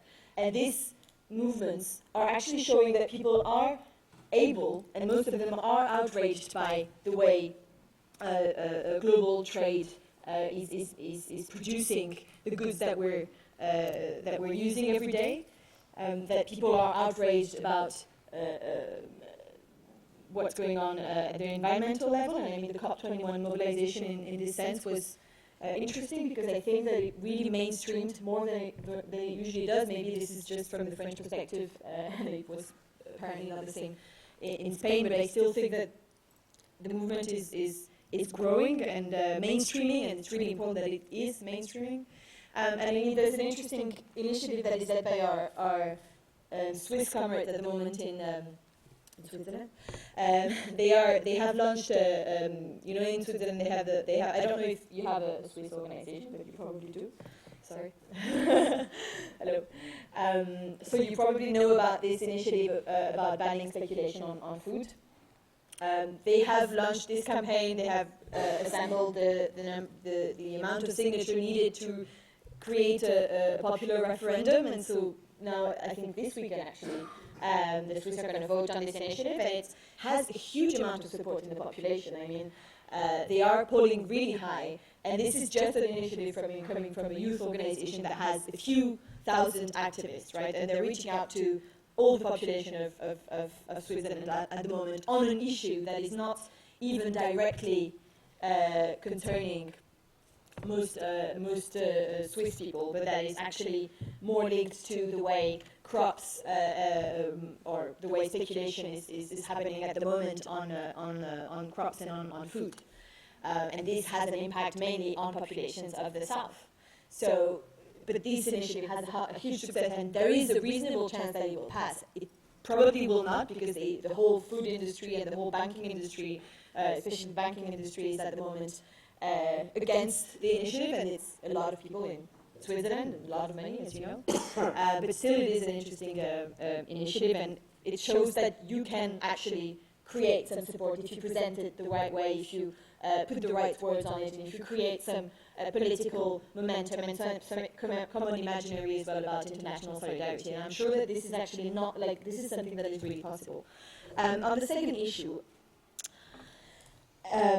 which is the question by Andrea about how do we see a common European project, and also to answer Florent, and what he was saying. I mean, today, no matter what we want the left-wing parties or people who say they are left-wing parties to be, the reality is that that there is no progressive project that is possible at the moment without the socialists. So we can wish that the situation will change, but I doubt it will change. I doubt it will be the case that in the next 2 years there will be enough left-wing and Greens in the European Parliament to have an absolute majority and be able to rule the European Commission. And it's completely great that you're fighting for it, and we are, you know, I think it would be probably good for most European people, but the reality at the moment is that the socialists are still the main left-wing force at the European Parliament, whether we want it or not, whether we agree with most of their policies or not. And the reality is also that in the socialist family, you have a huge and increasing number of socialists who are critical about the way that many governments are handling the situation in their country and at the European level. So why not build on that situation, which is that you have people that you can convince. There are people that have to be convinced at the European Parliament about TTIP. There are people that have to be convinced in the European Parliament about the way that the European Union is acting with the agreement with Turkey regarding the refugees. These people exist, and you have people who really want and who would really be on board if these initiatives existed. So yes, let's put them on the table and let's work together on them. Let's work together on a left-wing coalition against TTIP that includes the socialists that are against it and that are fighting against it in the European Parliament, also from within, because there will be no majority against TTIP if you have not a majority of socialists who are against it. So at the moment, if you want to beat TTIP, if we want to beat TTIP, we cannot beat it without the socialists. So we have to find a way to convince the socialists to beat TTIP. And it's probably unpleasant, but I would rather fight for that than fight for the fact that in the next 10 years there will be a left-wing, a left radical and Greens and Citizens coalition only without the socialists, because even if it happens in 10 years, it will probably be too late for many of the issues and maybe for the European Union if we look at the way things are going. So in a very pragmatic way, let's still try and work together on the issues that we can work together, and I think there are some. And then in all of our countries, let's try and find the best left-wing option that will create and generate popular support. And I have no problem about etiquettes, tags, whatever, being socialist, communist, green, as long as indeed we want to fight for a better future for young people in Europe, then we can work together. And then, we will have a free voice in what the governments are doing, and you can also count on the Young European Socialists to do that. But it has to be, it is only possible if the door is open at the beginning. If the door is closed at the beginning, if there is a rejection of anything that socialists will say because he's a socialist and he has voted for this and that government, or he has voted for this and that in the European Parliament, then there is no collective improvement that is possible. Thank you. Thank you, Laura. Next we'll go to Florent, and after Florent's answers, we can have another round of questions or also comments if you have comments to what has been raised in the debate. I think we can, if it is okay for the panelists that we stretch the time a little bit beyond 7 o'clock, since we started a little bit late. 7:15. 7:15. So we start closing it at 7:10, and then we leave at 7:15. So on the first question about how we put the political ecologies or ecological policies in the debate, I think that we have to try to build a new social imaginary in a new narrative. And to do that, I think that we have three main points. First, we have to try to link the ecological problems to the daily life of the people. For example, as Greens or as NGOs, green NGOs, we always talk about the beer with climate change. Look at the beer, he has a problem. Yeah, that's true, we have to say that. But nobody has a beer at home. So let's try to link much more. For example, the impact of the climate change on the daily life. That's what I tried to do in Spain. That was quite well working, for example, to say to the people, look, with climate change, you won't have, for example, wine in 10 years. Because the wine will be produced in Hungary or in Britain, not in Spain. You won't have oranges in Valencia, because it will go to the north. Or you won't have olive oil, for example, in Andalusia, because it will go to the north too. And with this kind of argument, you can link the reality to what you feel. Because that's not only something about welfare, about jobs, that's something about identity, something that you feel inside, about emotion. The second thing that I think we have to do is to record every time that climate justice or ecological justice and social justice are two faces of the same coin. And has to go together. I think we got quite agreement on that with the socialists in that case. And the third thing is to succeed to put at the same level ecology and hope. And to say to the people, your future, the future of your jobs, of the welfare, of a good life, el buen vivir, as we call that, for example, in Latin America, that's ecology. You have so much more jobs in ecology sectors, in green sectors, than in the bad sectors, to say that in a way. If you want to have good welfare, you have to think about ecology. And if you succeed to make this link, people will think about ecology is a good thing for us, so we have to make some more ecological policies. And that's the way I call a new social imaginary and a new narrative around ecology. And about GM25. Well, I told you before, I was in Berlin, not just to see what happened, but because I think that's a good thing to see this movement. And what I like in the GM25 initiative, that's something very linked to what I said before about the social imaginary, because Varoufakis said something very important. He said to the people, after my Greek experience, I don't want some less Europe. I want some more Europe. I want to build European sovereignty for a European people. And for example, he said in an interview a few times ago, he said, I want to build a federal state of Europe. He said the F word. He said that. So as Green, as we always have defended, for example, a federal state in Europe, not everybody, no, most of the Greens, well, isn't a lie. He said the same thing as us. And I can assure you that we don't have so much allies right now in Europe. So let's work together. He's green enough. I don't know if he's green enough for us, but let's challenge him on green issues. Let's try to converge. And let's see something very important in the GM25. And that's a lot of things to do with the discussion that we had before, about to be a left-wing coalition or something broader.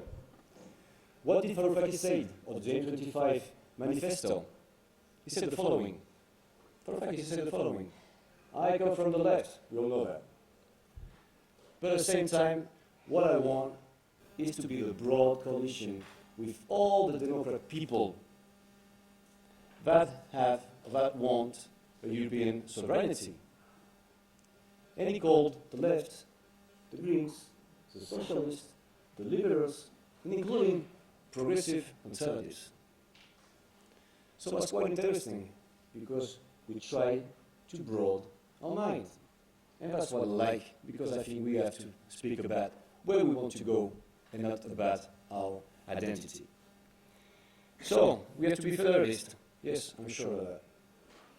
I told you before, I think that one of the main contradictions that we have right now, that's European sovereignty, yes or no.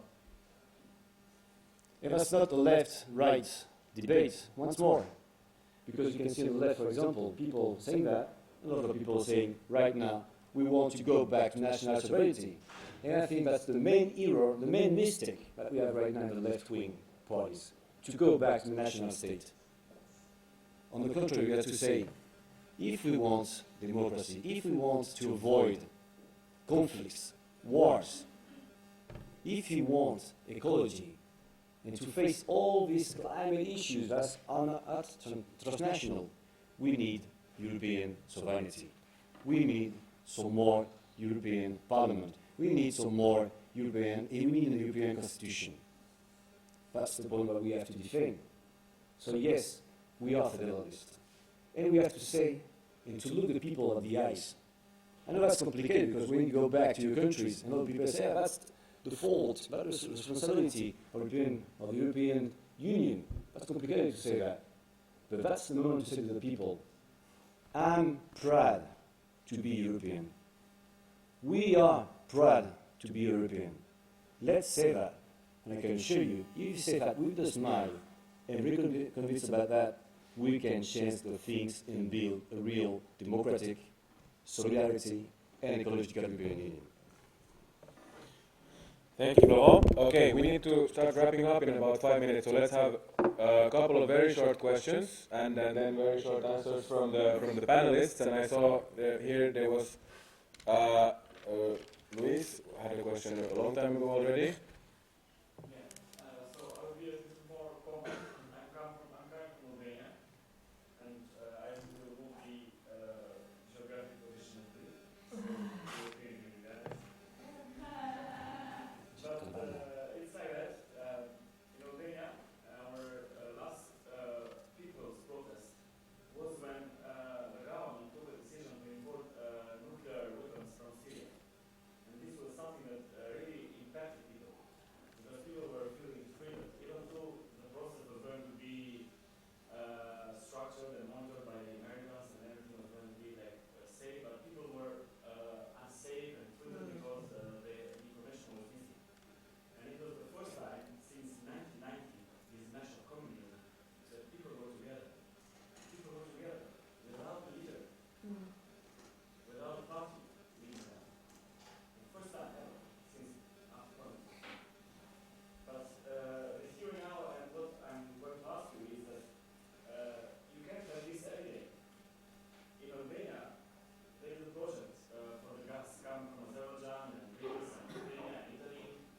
And imagine if you are going to say to Albanians that we cannot accept this. People in Albania will call you crazy because you are going to say no to 150,000 jobs. How can you convince people not to accept 150,000 jobs? That will decrease unemployment. Thank you. Then I saw that there was here. Hello everyone, my name is Eva, I'm coming from Serbian Review, and actually I have a comment, so you don't really have to answer, but if you have any reflection on it, it's quite fine. I got a headache listening to all three of you, and also listening yesterday to some panelists, including myself. Social democrats are now identifying themselves as the left, and the genuine left, let's say, is trying to avoid the spectrum and saying that it's going beyond left. And then we have also people from Syria who came from this, as this panel is called, actually, movements from below, and we are now a strategic planning meeting. This is the event, so I think it's quite important to set something straight in so we can actually continue the discussion ourselves here, also when we leave. This kind of narrative, we have right and left, and that there is this spectrum.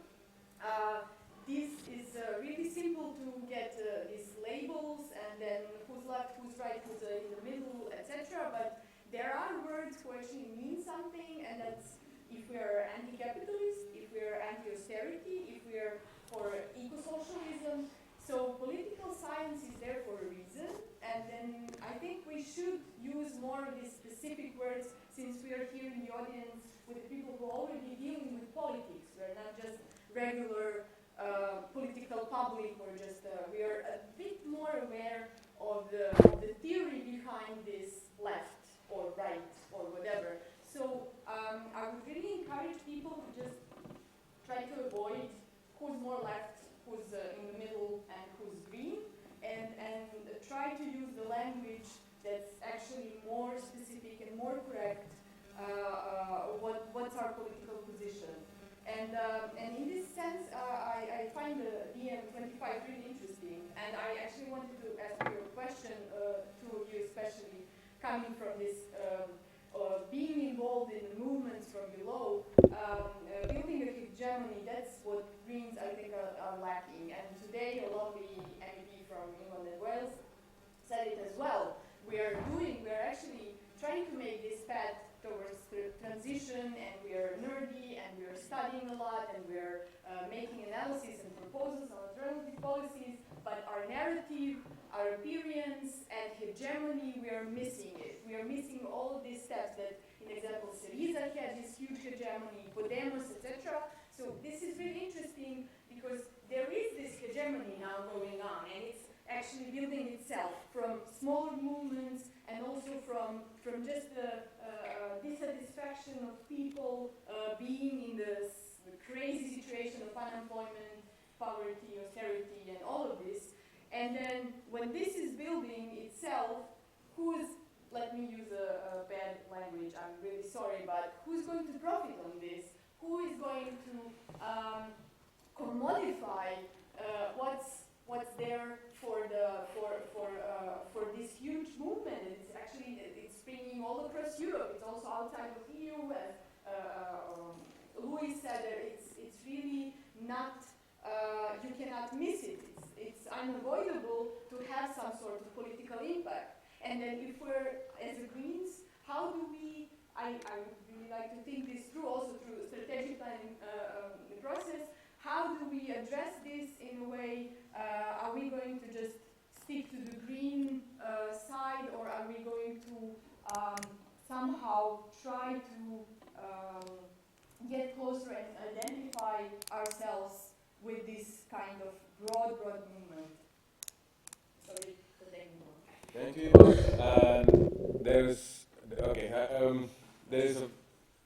There is a very short question from Morgan, and then the panelists can choose if they have time to use their 1 minute to that or not.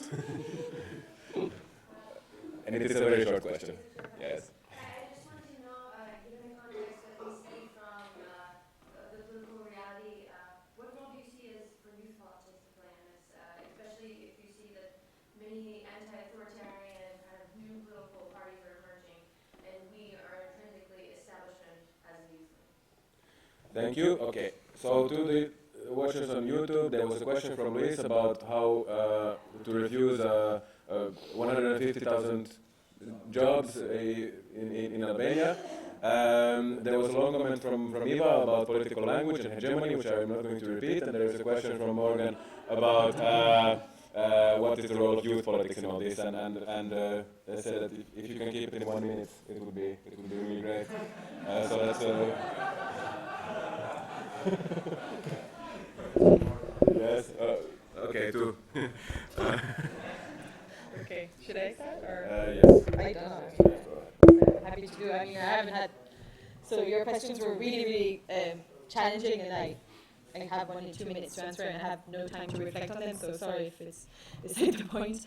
On the first one, on the question on the jobs, and obviously always this dilemma between, the economic prospects for people and survival of the human race, which is not the slightest one. So, I mean, even if it's a hard point to make, the only solution that I could see to it would be to be clear on the alternative that there is in creating jobs in the energetic transition, and especially on creating jobs that are not that you cannot relocate. So if you create jobs in renewable energies, the good thing about it is that first of all it doesn't pollute people's atmosphere, it doesn't create gas emissions, and also it creates long-term jobs for people that are not going to be relocated. But I know you know that, so I'm not lecturing or anything. But the only thing I can see is this, but it's obviously a very challenging question.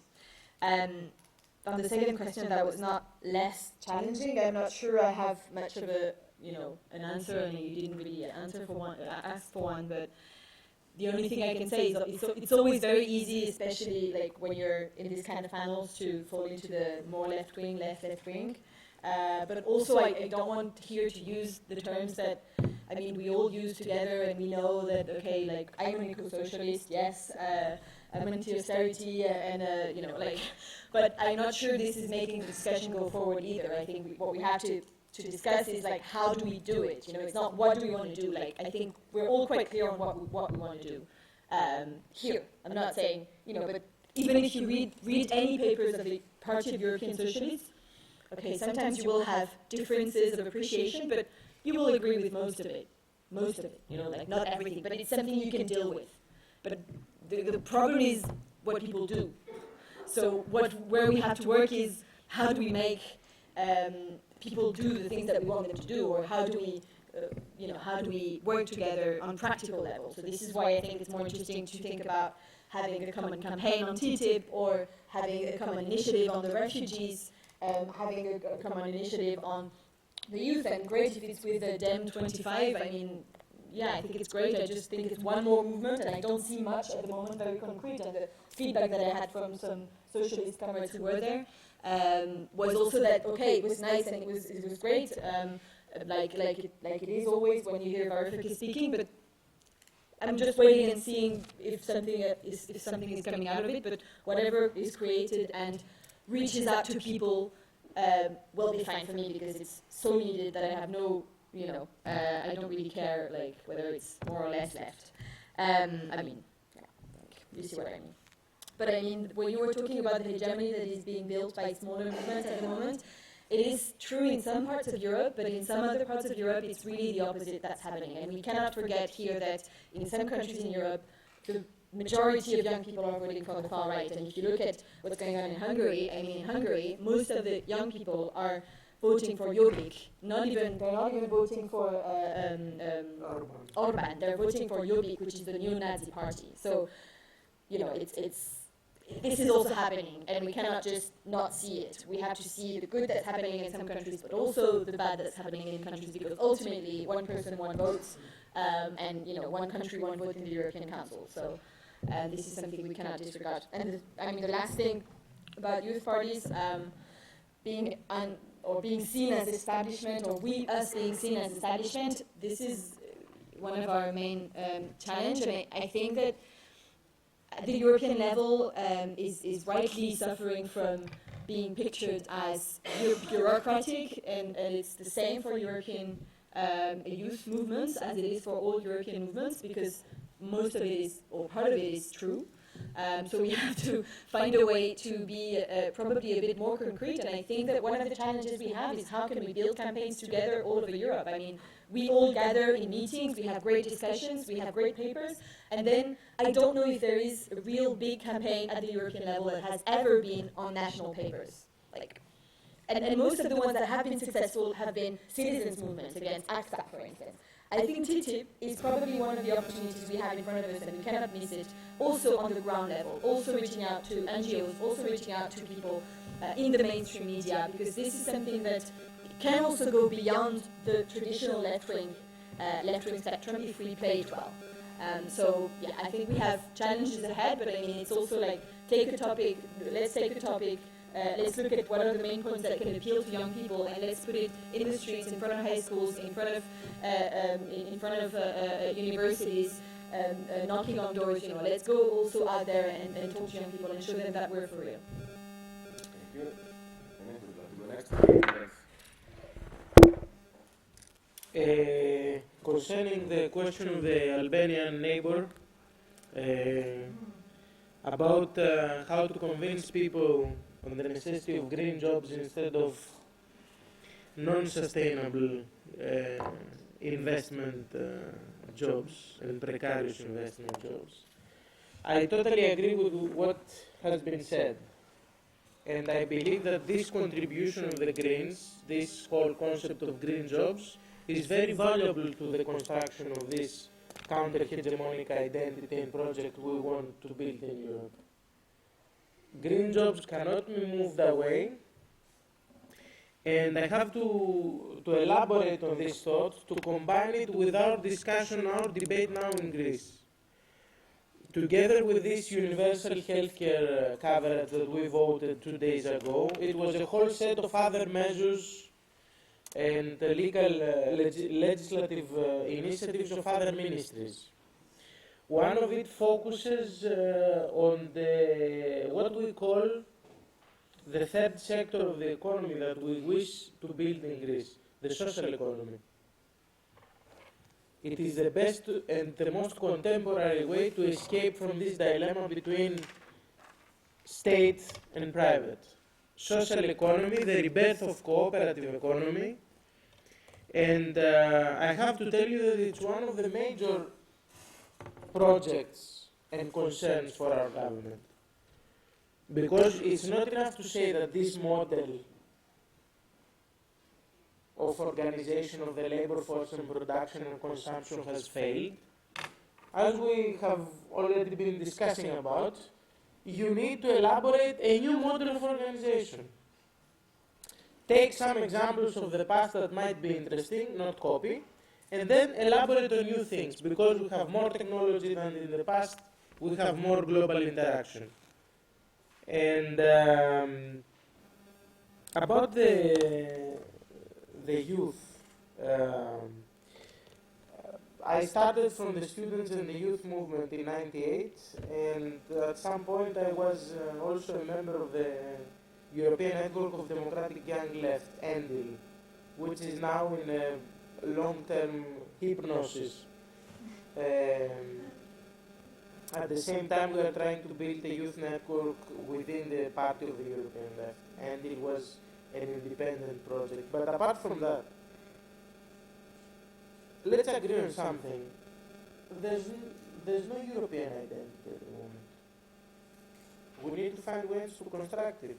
And I'm not talking only about the working class. There's no European working class at the moment. We haven't managed to exceed the national borders in the construction of this consciousness. People have understood more on the occasion of the crisis, but we cannot talk still about an existing European working class. The same takes place in the youth spectrum. It is a social media generation, and we don't have European youth movements in the streets. And don't tell me that we don't have reasons for that. Precarious employment, precarity, it's not only a condition of employment, it's a generalized condition of life. But after the, let's say, and played the determining role, we haven't seen sections of militant youth around Europe cooperating in concrete projects in order to offer a rebirth of youth movements in Europe. An idea, for example, which contributes to the construction of an idea of a European youth, a charter of the European youth rights.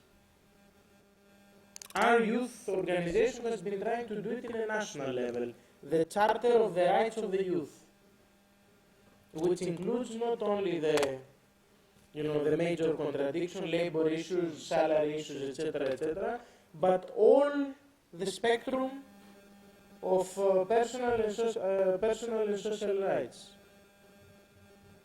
This could be a very nice challenge for all the existing progressive youth structures to come together and see if such a thing can exist and fight for it in the national parliaments.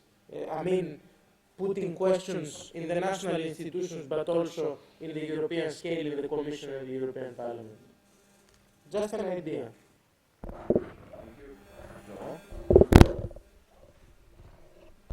On the first question about jobs, I think two things you have to do. I think you already know that, but just to repeat that. In case of a new narrative about jobs, and to explain clearly that you have more jobs in green jobs than in green jobs. For example, in Europe, you can just create 20 million jobs in green sectors. In Spain, it's about 2 million.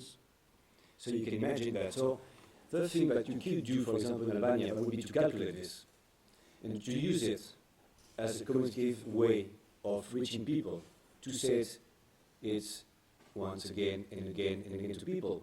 How many jobs right now you can create with fossil fuels, climate change things, and how many you can just create in the green jobs.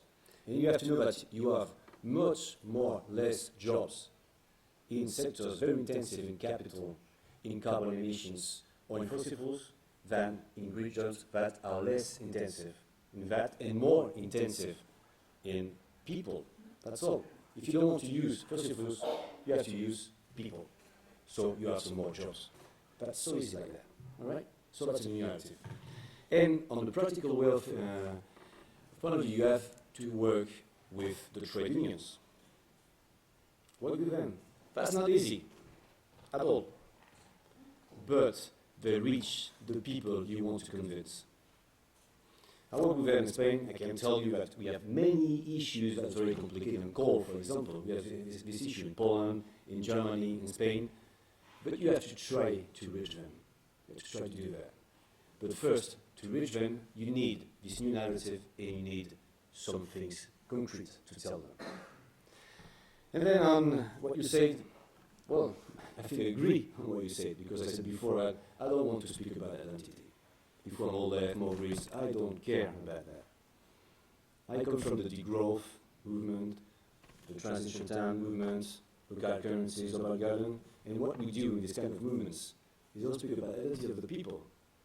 We just work with a clear view of things. We have some challenges to face, ecological, democratical, and social, and how we face them, and just work on that. And then we will see the coalition that we do around that. So less identity, what I said before, and more concrete works with a clear aim of where we want to go. But maybe to have some, because you asked me to make a question at the end now.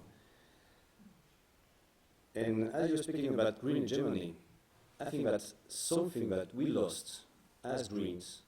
I was listening to you before and the question that the FYEG made, and you before too, and everybody said, we are an anti-austerity movement. I'm not so sure. We live in Europe with this strong or strange feeling that we can use like free planets. Yeah, right? We don't have any limits. Well, no. We have to reduce production and consumption in the north. We need some more austerity. That's our problem as Greens. But we lost the cultural hegemony in debate on that, because austerity right now is linked to something else. So my question is, how do we do to win once more this battle, and to say that we have to be much more ecological in our daily life, and just to use one planet, not three? Which word can we use to be green austerity without using it? Good luck. Thank you, Florent. So,